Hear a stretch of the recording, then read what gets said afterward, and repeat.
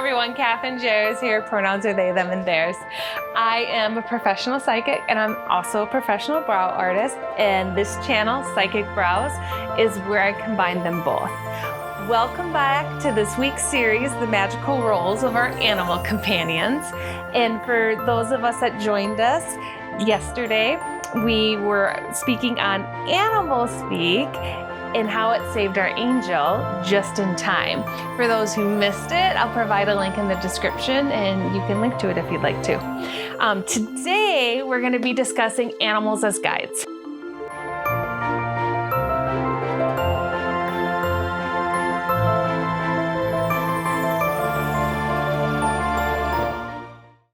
Because this actually just comes up a lot in readings where people want to know who their guides are, and then sometimes they want to know if animals are their guides or if they have an animal guide, whether it's because they have a physical connection, with, in this world they have a companion pet that they feel that deep, energetic connection with, or if it's an energetic form of a guide, like when I talk to like my Robert and stuff like that.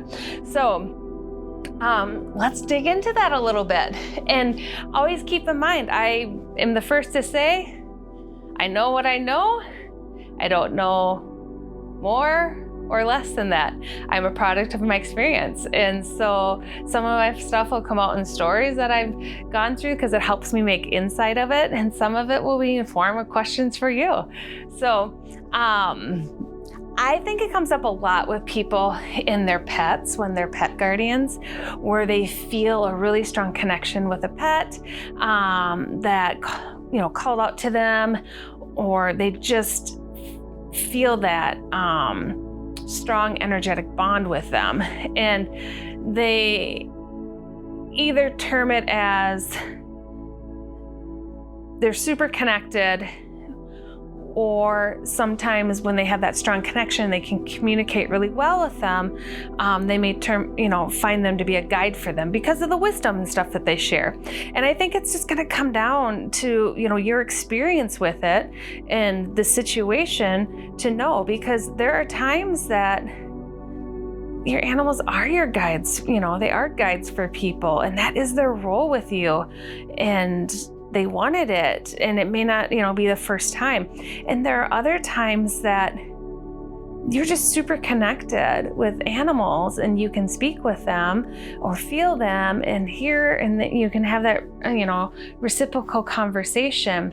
And I think that that's a really beautiful thing too. But it doesn't necessarily mean that they're a guide for you. But they may be like a super smart friend. I like that. So how would you know the difference? I guess that would have to be for you to determine. Because for some, if it's not like commonplace for you to connect with and talk with animals, the fact that you hear one may in itself be an indicator that, yeah, that animal is a guide for you because you can actually hear them. And so it really is going to come down to individual. I've had, physical pets here on this, earth, this life that I would consider guides. And I've had ones that I would consider really connected with, but no matter what, I consider them all definitely with wisdom and knowledge that I can learn from, and that they can share with me. I feel like I try for it to not be an unequal exchange, because I feel like they have so much more and they understand so much more than I do. But they also let me know, as I'm doing this, I have a couple in their room with me. They let me know that I give back to them in other ways. So, and my honey girl is laying back. She literally just laid back and stretched out and said, "Rub my tummy." So that is what I'm gonna do right now. So it's okay. But let me be clear on that. I definitely think they have so much more intellect and knowledge and wisdom, capacity to share. But they, are letting me know that the reciprocation of the physical care and love, they consider it equal. And if you could see my honey girl right now, you would see why I'm chuckling. She just stretched out more for more pets. So she's like, so give it up. I give you a lot. Give me more pets. So when I would speak to an animal being a guide, in my experience, I think what comes first and foremost to my mind would be my guide that I call Liv. And Liv is an energetic being. And Liv comes to me in the form of a dragon, actually. And Liv, I met Liv specifically in connecting with animals and speaking with animals and doing readings with animals. And she would come forward for me specifically for that when I was getting more versed in that and more comfortable with it. Now I will say she doesn't show up as much because I find that with guides, and this is a really hard thing for me because I don't like when people leave. I find that with guides, I don't want to say they come and go, but you don't have the same teacher you had in first grade typically through 12th grade, right? And so, hey, honey girl, that's my honey girl. You don't keep that same teacher because they taught you what you needed and what you had the capacity to learn in that grade and age, right? But then as you advance forward through different levels, you'll get other teachers who can now reach you and teach at the level that you obtained and continue to get you to actually, progress for more knowledge and learn more from other teachers. And so yeah, a guide for a time or a reason or place, right? But it doesn't mean that they disappear, because Liv just showed up for me the other day with a pet reading, because she knew I needed her for something. And so, yeah, they can come and they can go. Honey Girl, my little friend right now with me, she's helped me with healings when I'm trying to connect and channel healing in a energetic space. My honey girl will come and kind of be a catalyst for me to really get it going more, and sometimes be that link that I need. And so I do want to touch on that a little bit too, because it goes right into the topic of healing that I love so much for with animals. And as I talk about energetic healing, I'm gonna physically give Honey Girl some neck scratches, and then that'll be my payment for when she's helped me with healing. So animals obviously have, a physical and an energetic body too, right? And I think most people accept that animals are a little more connected to their energetic body than humans are, just because they have, they just are. I don't know. I can't give you a reason. I can't prove something, but they are, and for a lot of reasons. And we have a lot of distractions, and we have a lot of things that we think are important, and that take away from living a little more in tune, right, with those things. And so animals can be great conductors for healing simply because they're so open and understanding of it. They work with it just like breathing. So it's like they don't have to think about it. Like if I'm like, okay, I'm gonna send some healing, that's what I do. I'm like, okay, I'm gonna send some healing. I gotta just okay, I'm gonna do a reading. I'm gonna open myself up. And with animals, they don't have to go through a step-by-step guide because it's so natural for them. It's like breathing, right? And so there have been things like, I think a lot of people work with, I've heard like therapeutic horses, and if it's something you do or done, that would be great to hear from more, or it's something that you train with. But horses, I've heard that, and I mean, quite honestly, be capable with a lot of different animals. Well, those tend to be the ones I hear about it with, and how they help provide humans with some healing and some therapeutic results. And then, people utilize what's that called? Not guide dogs, but support animals. Yeah, that's the word, isn't it, how you go? Support animals. And where they say they help me calm down. Well, my guess on that is they're more than likely connecting with the energy, if you want to say frequency, that the animal is providing. And in that sense, then they start to, for lack of a better way of saying it, I always do that, but lack of a better way of saying it, they start vibrating with that same frequency. And so then it becomes a calming or a whatever effect that they're trying to obtain in a situation that helps them. And that makes so much sense because they are just so in tune with it. There is a thing I will say where I think it's important, just like I was joking with Honey Girl earlier, but that there's that equal exchange of energy. So it's not just about, obviously, utilizing an animal to service, your energetic healing needs. There has to be an equal give and take with it, an equal exchange of energy. It's super important. And so, I would think most people are doing that. They're caring for their animal and they're doing it, and they have their walks and their playtime and their food they like and all those things. But I think it's important to just put that in there, because sometimes I feel pulled to say certain points, and that would be, they're not here for us, but they definitely are here to be with us, in the sense of they're willing to be with us and share energy with us. It's just got to be equal, okay? So, and then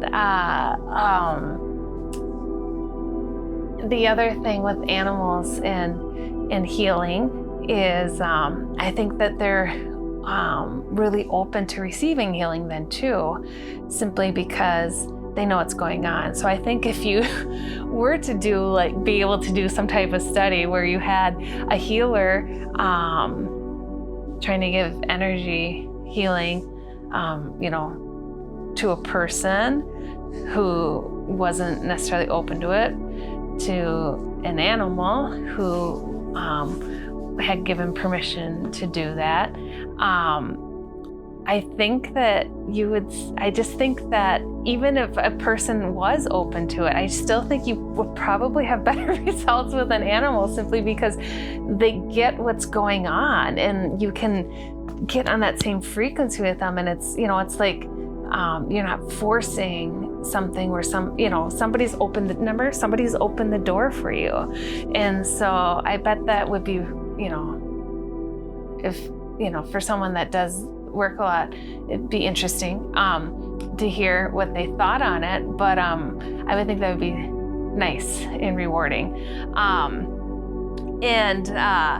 So anywho, all those things aside, so animals can be your guides. Animals can be just really great connection and great friends, and like a great friend that you have good conversation with and they give you wisdom with. I think you can almost probably consider every animal like a mentor, in my opinion, because I have so much more to offer us from that point of view, from an intellect and an understanding and a perception point of view. And so if people were willing to listen, there's just so much. That's the beauty of it. I think anyone who's opened their heart to that knows there's just how people say it, there's just no greater love. It's just such a beautiful feeling. And our animals, companions can have been with us more than once. They, in the same lifetime with us. I've had animals that had in the past that passed over, and then they've returned to me in the form of a different animal. And so you can definitely really feel that connection. And sometimes they're with you in this physical because they know that's the best way they can be there for you as well. And then, Sammy Cat. I told you I had promised I was going to talk about Sammy Ouija Tail. All right, so Sammy Cat, we call him our little alien kitty, and he was our little alien from the stars, no doubt at all.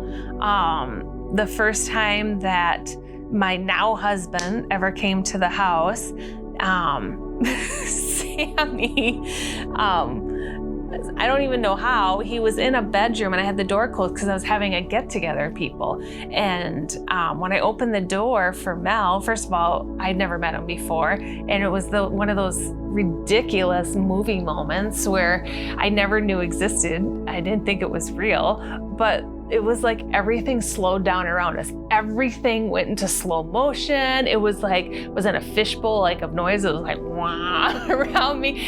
It was so weird. And then all of a sudden, Sammy Cat comes bounding down the stairs and leaps in Mel's arms. And I want to point out again, he was in the bedroom because I had put them up there because I had people over and I didn't want them, slipping out the door with guests coming in and out. And so somehow, and the door was closed again, by the way, and nobody was up there. I was right in front of the steps. And so yeah, he teleports himself out of the room somehow. And then he leaps into Mel's arm like it was reunited at last with my long lost alien friend. And I 100% mean that because I always call Mel, my gift from the stars as well. And so they were both my gifts from the stars. And Sammy was just, God, he was the best. He had so much personality and he did so many weird things. And he had this, little half tail. I don't know. His tail was about half the length of a regular cat's tail. And the end of the tail, the vertebrae were fused in a way that he was this is how he was when I adopted him. And which, by the way, he reached his little monkey arm out of the adoption cage and caressed the face, and that's how he came home. And so, but he has his tail, this half tail, and the end had these fused vertebrae. So if he walked by you, you saw his tail from the side. It looked like a little mitten, a mitten that kids wear with just a thumb and then the rest of the mitten. It was like Frosty the Snowman cartoon or something. And so, yeah, he'd walk by you with his little mitten tail. And then he loved it. He loved his tail. He would use it like it was another extremity. He'd bat you with it. He'd caress your face with it. And so one of Sammy's favorite games that we'd play is he loved for me to hold him like a baby and in my arms, hold him, when people make, oh, honey girl, when people make a baby motion in their arms, they're rocking a baby, he would love for me to hold him like that, up, on his back, like a baby. And then we'd say, okay, Sammy, do you want to play Sammy Ouija Tales? And he would look at me. And so I would say, all right, 2 shakes for yes, 1 shake for no. And that was his tail, his shake, his little mitten tail. He bopped me with it then. So I said, okay, Sammy, do you want to play Sammy Ouija tail? And then he would bop, bop. He'd give me 2 bops. And then we'd play a game. We would ask him, just silly yes and no questions. And I'd be like, Sammy, do you love me? And he would bop once and then look at me with his little squint eye. And I'd be like, Sammy. And then he would laugh and he'd give me a second bop. And so we would play Sammy Ouija tail with my little alien kitty. And was Sammy a guide for me? I think he's a definite energetic special connection for me. And he passed a few months ago, and it was really, really hard in our house. It was really hard for me. He had been with me before Mel, before anyone else is in the house now. It was Sammy and I, and in Maxwell, who, hopefully you'll get to hear about another time, my special guy. So yeah, we had a special connection, and I still see him around the house. He still likes to visit, and he was my little alien kitty. And would I quantify him as a guide? I guess so, maybe. And so, what's it like in your life? Do you have any animal, companions that you considered your connection to and your guide? Or do you talk to any of your guides who are animals? I would love to hear it. I do know that I couldn't imagine my life without them. All my physical buds of pets and animals, as well as my energetic ones and all the multiple lives. And every time, I know every pet guardian feels this way. Every time when you lose one, you think, I can't go through this again. It's too much.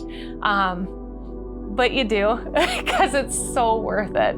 Because even in the pain of losing them, they give you so much more love in exchange, in the return of them again, or the next animal that they know is best for you, that they send to you, that it's always worth it, and it comes out equal in the end. Thank you for joining us today. And I say us because Honey Girl's been hanging out this whole time. I really appreciate you being here. Be sure to join us tomorrow, because I did a recorded live reading of a pet mediumship reading, because I really wanted people to see what that's like and what you would be to expect it. And I'd love for you to join us. And that's it. Take care. Bye-bye. Hey, thanks for joining. If you like more psychic or brow-related content, remember to subscribe and hit the notification bell, and then you won't miss any episodes.